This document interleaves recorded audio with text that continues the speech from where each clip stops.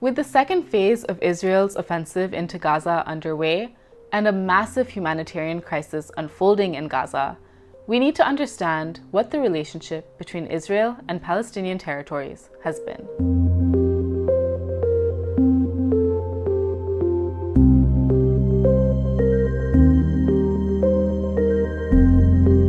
Hello and welcome to another episode of The Data Point. It's been a month since Hamas, the Islamist militant outfit in Gaza, launched its deadly attack on Israel. Since then, we've seen Israel fight back, launching an unprecedented aerial and now ground attack on Gaza. The Gaza Strip is just 41 kilometers long and is home to 2.3 million people. Its population density, or the number of people per square kilometer of land area, is 6,019, making it one of the most densely populated places in the world. Following Israel's occupation and blockade of Palestinian territories and the creation of the West Bank and Gaza, Palestinians have been forced to rely on Israel for basic necessities like water and fuel. Hamas and Israel have engaged in 4 conflicts over the past 15 years. The current one is the 5th.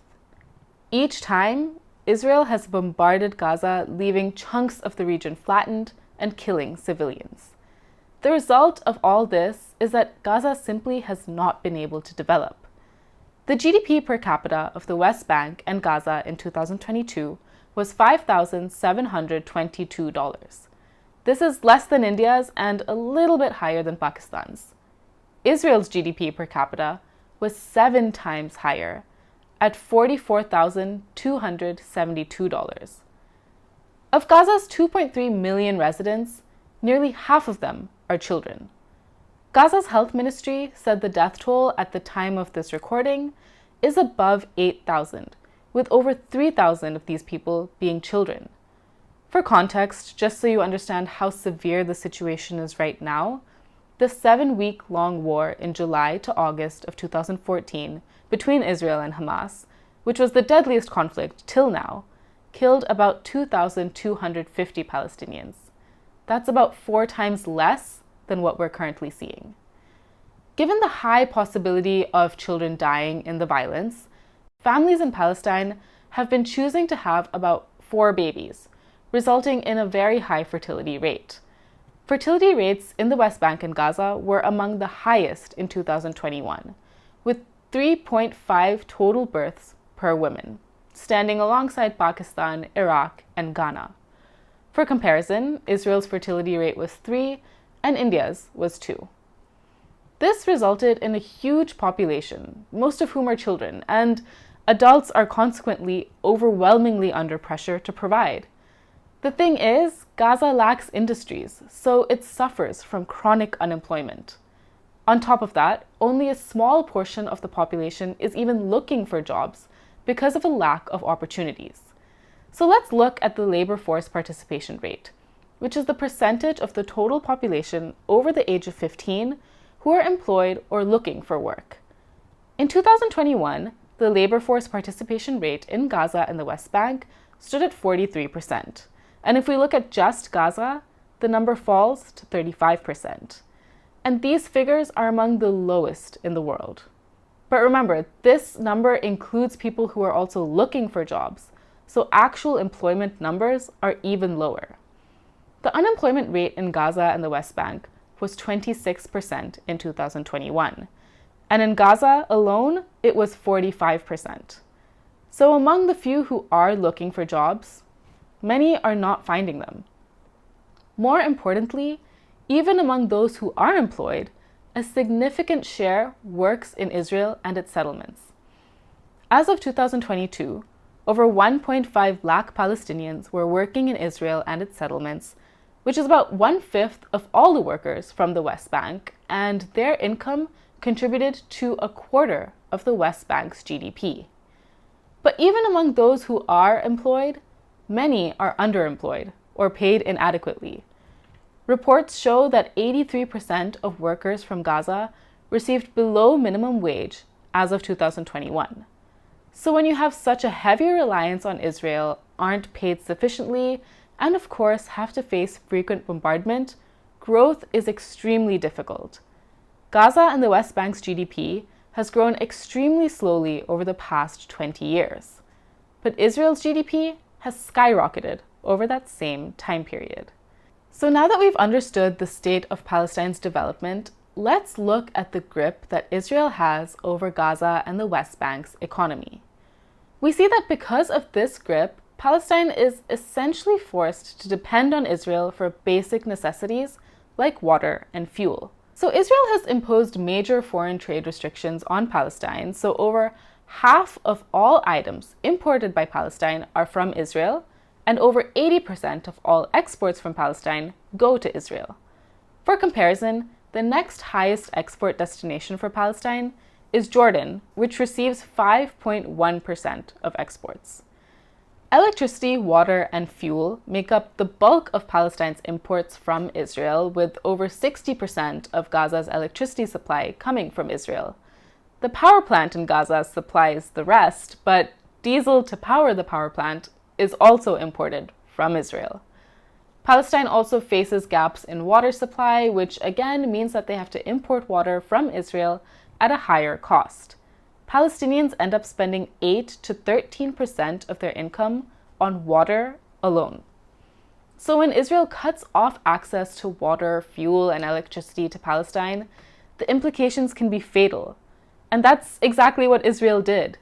Days after Hamas's attack on October 7th, Israel's defense minister declared a complete siege of Gaza, cutting off electricity, water, and fuel. So under these circumstances, foreign aid becomes a lifeline. 80% of Gazans depend on international assistance. But aid, which started declining in the 2010s, touched the lowest ever level in the 2020s. In 2021, foreign aid formed only 1.8% of Palestinian GDP, compared to 27% of the GDP in 2008. And finally, let's understand the movement restrictions imposed on both people and goods in and around Palestine. Now, I say understand because these restrictions are enforced on a territory that is already overly dependent on Israel. There are only 3 crossings available for movement in and out of Gaza.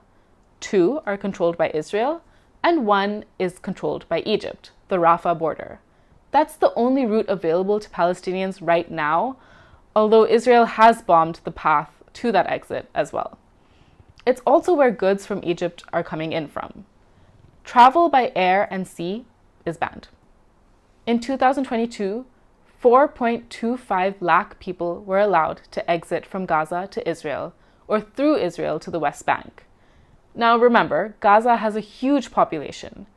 In mid-2022, the total estimated population of Gaza was 20 lakh.